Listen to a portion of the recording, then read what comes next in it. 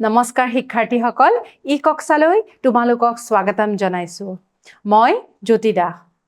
আমি আলোচনা কৰি আহিছিলো ষষ্ঠমমান শ্ৰেণীৰ আমাৰ পৃথিৱীৰ পাঠটি প্ৰথম পাঠৰ আমি অনুশীলনী প্ৰশ্নসমূহ চাই আহিছো যোৱা পাঠত আমি 1 নম্বৰ আৰু 2 নম্বৰ অনুশীলনীৰ প্ৰশ্নসমূহ চালো আজি আমি 3 নম্বৰ আৰু 4 নম্বৰ অনুশীলনীত থকা প্ৰশ্নসমূহ আলোচনা কৰিব ওলাইছো আহাসুন এই 3 আৰু 4 নম্বৰ অনুশীলনীত থকা প্ৰশ্নসমূহ কি চাও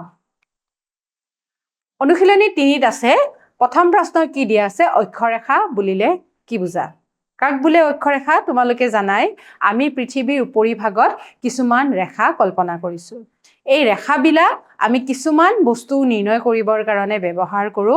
যেনে ধৰা সময় অৱস্থান এবিলাকৰ কাৰণে আমি ৰেখাবিলাক অঙ্কন কৰিছো এতিয়া এই ৰেখাবিলাক হৈছে কল্পনা কৰা কিছুমান ৰেখা ইয়াতে প্ৰশ্ন সুধিছে অক্ষৰেখা কোনবোৰ তোমালোকে সেই ৰেখাবিলাক দেখিছাই সেই ৰেখাবিলাক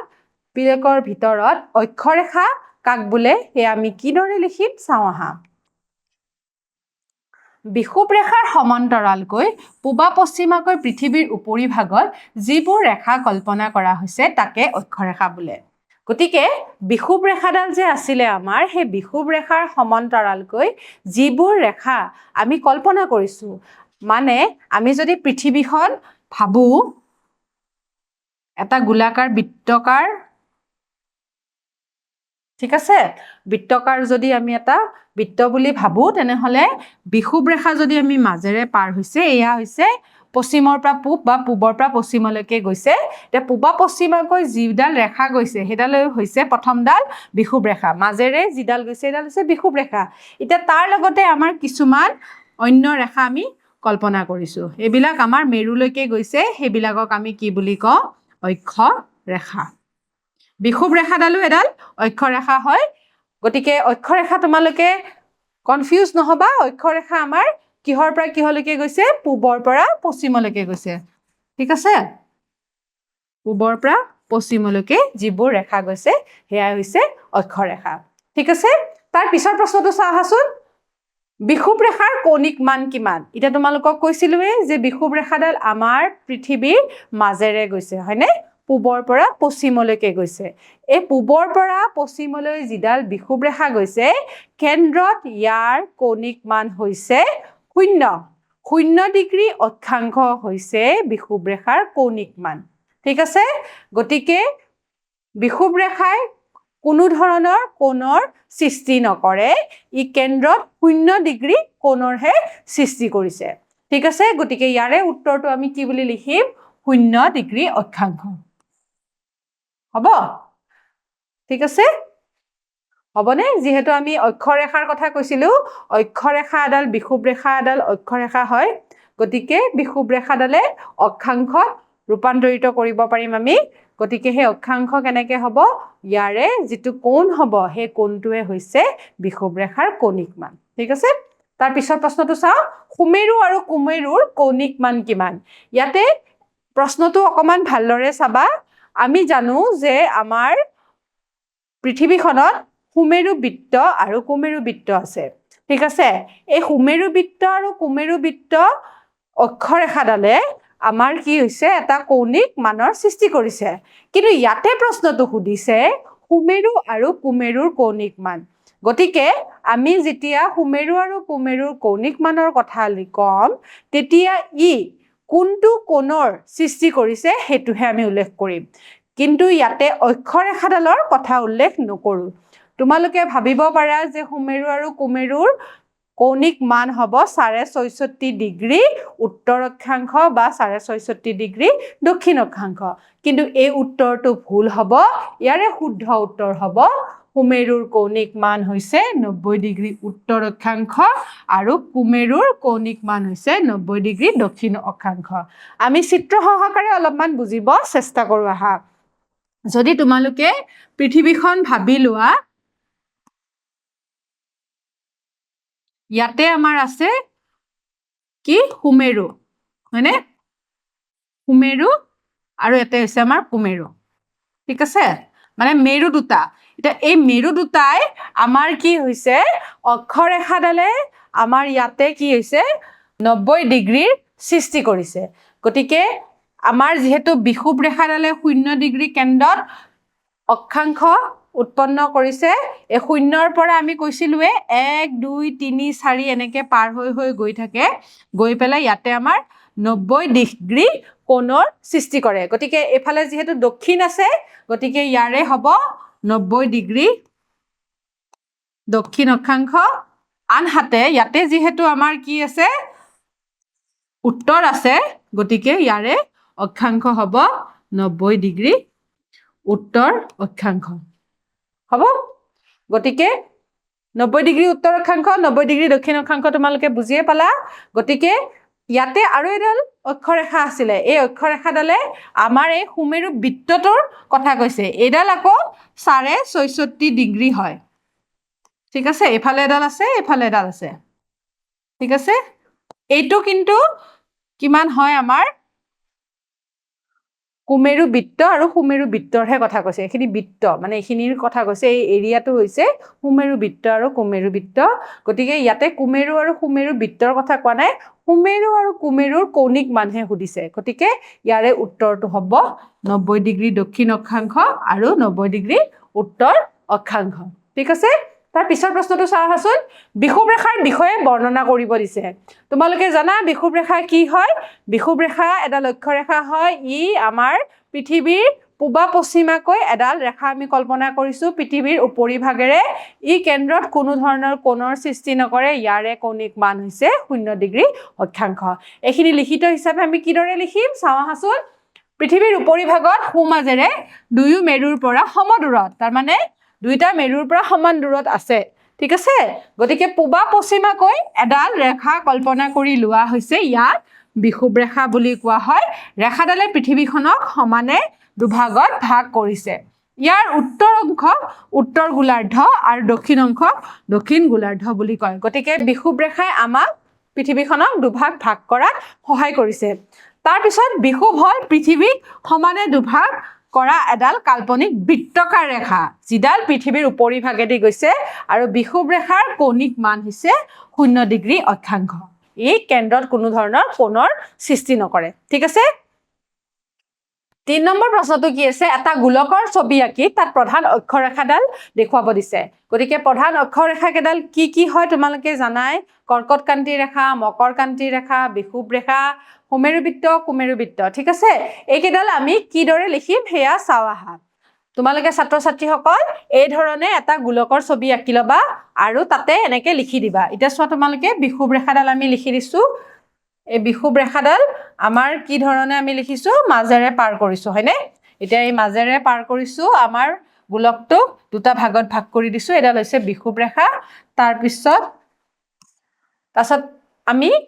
দক্ষিণৰ ফালে লিখিছো কি মকৰক্ৰান্তি ৰেখা হেডাল হৈছে 23.5 ডিগ্ৰী দক্ষিণ অক্ষাংশ আকৌ কৰ্কটক্ৰান্তি ৰেখাডাল আছে 23.5 ডিগ্ৰী উত্তৰ অক্ষাংশ হেদৰে এয়া হৈছে সুমেৰু বৃত্ত আৰু এয়া হৈছে কুমেৰু বৃত্ত এই সুমেৰু বৃত্ত আৰু কুমেৰু বৃত্তৰ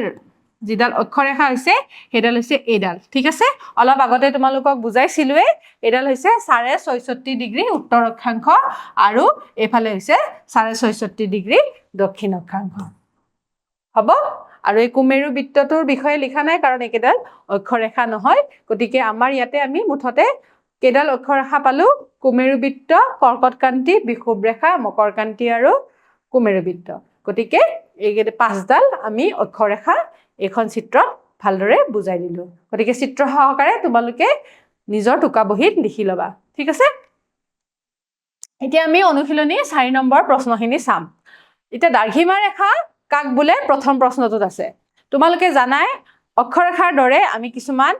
অন্য ৰেখাও কল্পনা কৰিছো তাৰে ভিতৰত দাৰ্ঘিমা ৰেখা হৈছে হে ৰেখাবিলাকৰ ভিতৰত পৰে এটা এই দাৰ্ঘিমা ৰেখা আকৌ অক্ষৰেখাৰ বিপৰীত ফালে আছে তাৰ মানে অক্ষৰেখাবিলাক আমাৰ পূবৰ পৰা পশ্চিমলৈকে গৈছে ঠিক হেদৰে দাৰ্ঘিমা ৰেখাবিলাক আমাৰ মেৰু দুটা লগ লগাই আমাৰ উত্তৰ দক্ষিণাকৈ যিবোৰ অৰ্ধবৃত্তকাৰ ৰেখা আমি কল্পনা কৰিছো হেয়া হৈছে দাৰ্ঘিমা ৰেখা ঠিক আছে গতিকে প্ৰশ্নটোৰ উত্তৰ আমি কিদৰে লিখিম উত্তৰ মেৰু আৰু দক্ষিণ মেৰু সংযোগ কৰি পৃথিৱীৰ উপৰিভাগত যিবোৰ অৰ্ধবৃত্তকাৰ ৰেখা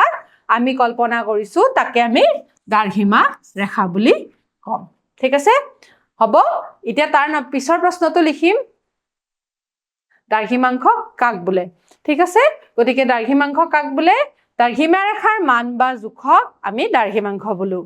যেহেতু আমি জানো যে অক্ষৰেখাৰ মান বা জোখক আমি কি বুলি কওঁ অক্ষাংশ বুলি কওঁ দ্ৰাঘিমা ৰেখাৰ মান বা জোখক আমি দ্ৰাঘিমাংশ বুলি কওঁ ঠিক আছে তাৰ পিছত পৃথিৱীৰ পূব আৰু পশ্চিম এই দুয়ো দিশে মুঠ কিমানডাল দ্ৰাঘিমা ৰেখা কল্পনা কৰা হৈছে আমি জানো যে দ্ৰাঘিমা ৰেখাবিলাক আমাৰ পৃথিৱীৰ পূবলৈ আছে কেইডাল 180 ডাল আৰু পশ্চিমলৈ আছে 180 ডাল গতিকে মুঠে এইকেইডাল হ'ল 360 ডাল গতিকে ইয়াতে দিছে পূব আৰু পশ্চিম এই দুয়ো দিশে মুঠ কিমান ডাল তাৰ মানে 180 মিলি পেলাই গোটেইকেইডাল হৈছে 360 ডাল গতিকে 180 নিলিখিবা উত্তৰটো হ'ব 360 ডাল দ্ৰাঘিমা ৰেখা কল্পনা কৰা হৈছে ঠিক আছে হ'ব পৃথিৱীৰ পূব আৰু পশ্চিম এই দুয়ো দিশে 360 ডাল দ্ৰাঘিমা ৰেখা কল্পনা কৰা হৈছে 180 ডাল এটা দিশত 180 ডাল অন্য দিশত ঠিক আছে মুখ্য দ্ৰাঘিমা ৰেখা বুলি ক'লে আমি কি বুজিম মুখ্য দ্ৰাঘিমা ৰেখা বুলি ক'লে আমি লণ্ডনৰ গ্ৰীনিছ মানমন্দিৰৰ ওপৰেদি যিডাল প্ৰথম ঠিক আছে মুখ্য বা প্ৰাথমিক দ্ৰাঘিমা ৰেখা পাৰ হৈ যোৱা বুলি আমি কল্পনা কৰিছো সেইডালকে ভিত্তি হিচাপে গ্ৰহণ কৰি আমাৰ বাকি কেইডাল দ্ৰাঘিমা ৰেখা কল্পনা কৰা হৈছে ঠিক আছে আৰু সেই দ্ৰাঘিমা ৰেখাডাল আমাৰ মুখ্য দ্ৰাঘিমা ৰেখা বুলি আমি কম আৰু সেইডাল ৰেখাৰ জৰিয়তে আমি কি উলিয়াব পাৰো সময় উলিয়াব পাৰো আৰু এই গ্ৰীনিছ মানমন্দিৰৰ ওপৰেদি যোৱা যিডাল দ্ৰাঘিমা ৰেখা তাৰে পূবে আছে 180 ডাল আৰু পশ্চিমে আছে 180 ডাল ঠিক আছে দ্ৰাঘিমা ৰেখাৰ বিষয়ে বৰ্ণনা কৰিব দিছে এতিয়া তোমালোকে গম পাইছা যে দ্ৰাঘিমা ৰেখাৰ কাক বুলি কয় দ্ৰাঘিমা ৰেখা হৈছে উত্তৰ মেৰু আৰু দক্ষিণ মেৰু সংযোগ কৰি পেলাই অৰ্ধবৃত্তাকাৰ যিবোৰ ৰেখা সেইবিলাকে হৈছে দ্ৰাঘিমা ৰেখা ঠিক আছে এতিয়া উত্তৰ মেৰু আৰু দক্ষিণ মেৰু সংযোগী কাল্পনিক ৰেখাবোৰকে দ্ৰাঘিমা ৰেখা বোলে প্ৰতিডাল দ্ৰাঘিমাই ৰেখাৰ মান বা জোখক দ্ৰাঘিমাংশ বোলে দ্ৰাঘিমা সমূহৰ মাজৰ দূৰত্ব বিষুৱৰ ওচৰত সৰ্বাধিক হয় আৰু এই দূৰত্ব বিষুৱৰ পৰা ক্ৰমান্বয়ে কমি গৈ পেলাই মেৰুবিন্দুত এক লগ হয় মানে মেৰুবিন্দুত দ্ৰাঘিমা ৰেখাৰ দূৰত্ব একেবাৰে বিন্দু আনহাতে যেটো আমাৰ বিষুৱত আছে সেই বিষুৱত দ্ৰাঘিমা ৰেখাৰ পাৰ্থক্য ব্যৱধান মানে এডালৰ লগত আন এডালৰ ব্যৱধান বহুত বেছি ঠিক আছে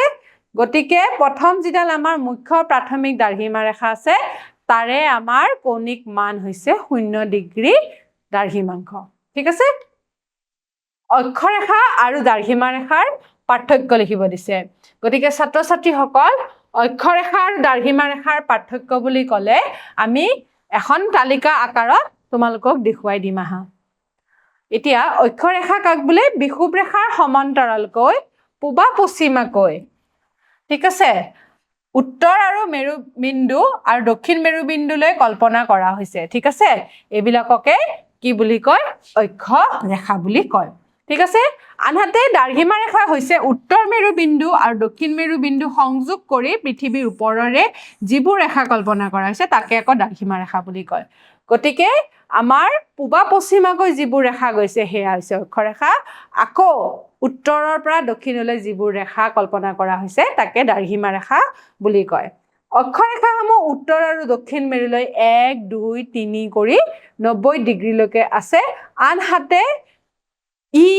দক্ষিণ আৰু উত্তৰলৈ 90 ডিগ্ৰীকৈ বিন্দুত পৰিণত হৈছে ঠিক আছে সেইকাৰণে কুমেৰু আৰু সুমেৰুত আমাৰ 90 ডিগ্ৰী বিন্দুলৈ পৰিণত হৈছে দ্ৰাঘিমা ৰেখাৰ 0ৰ পৰা পূবলৈ 180 ডাল আকৌ পশ্চিমলৈ 180 ডাল মুঠতে 360 ডাল দ্ৰাঘিমা ৰেখা কল্পনা কৰা হৈছে গতিকে অক্ষৰেখা এফালে 90 ডাল এফালে আকৌ আমাৰ 180 ডালকে আছে ঠিক আছে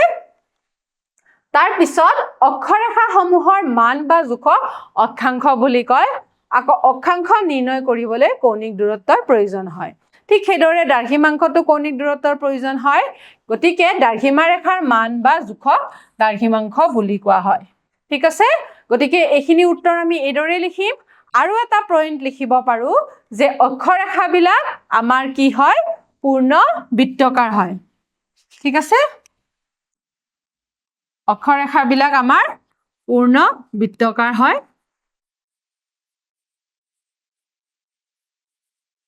আনহাতে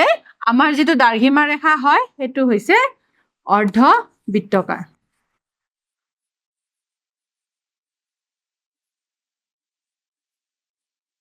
ঠিক আছে গতিকে তোমালোকে ধৰিব পাৰিলে আমি অক্ষৰেখা আৰু দাৰ্ঘিমা ৰেখাৰ পাৰ্থক্য এইদৰে লিখিম ঠিক আছে গতিকে ছাত্ৰ ছাত্ৰীসকল আজি আমি অনুশীলনী 3 আৰু 4 প্ৰশ্নসমূহ আলোচনা কৰিলো এতিয়া আমাৰ 5 নম্বৰ প্ৰশ্নৰ অনুশীলনী প্ৰশ্নসমূহ নেক্সট ভিডিঅত আলোচনা কৰিম তেতিয়ালৈ সামৰিছো ধন্যবাদ